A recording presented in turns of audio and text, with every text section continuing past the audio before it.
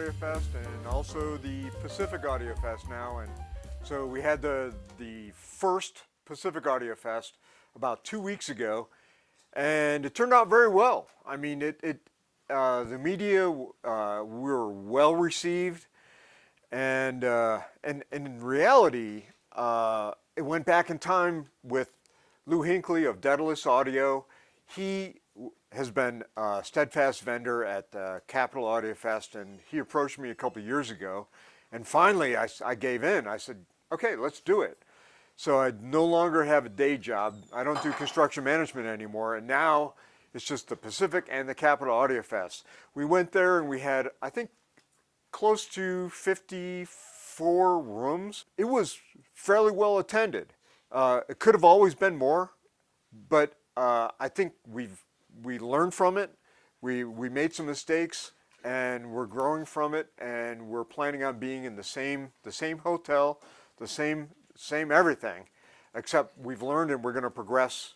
It'll be next year in June. But this year the Capital Audiofest is we're ready to go.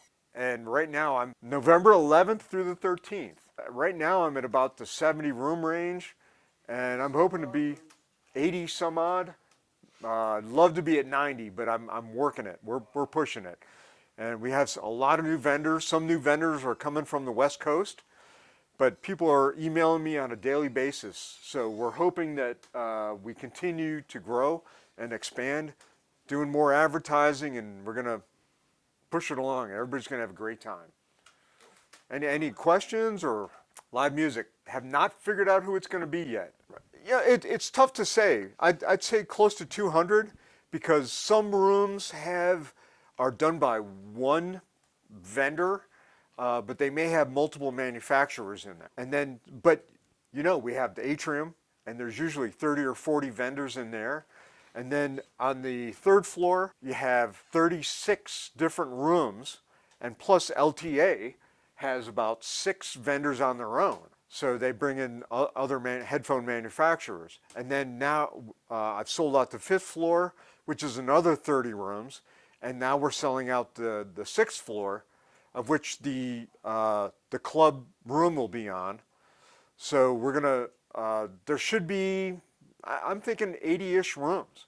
So I think we're gonna have, my guess is about 200 different vendors. Yeah, just one other thing though, because Gary's going to try to squeeze this room out. We got to make sure we have plenty of volunteers from DC Hi-Fi Group. We want at least 20 volunteers available. For that'd be great. That's for probably the 3 excessive. days. 20 but to have available, because we can split them up between the room, our own room, thing. But we want to make sure we have enough volunteers. Yes, and and there's certain benefits you get. You get free entry into the show. Correct. Right? Yeah, correct. But I did recently.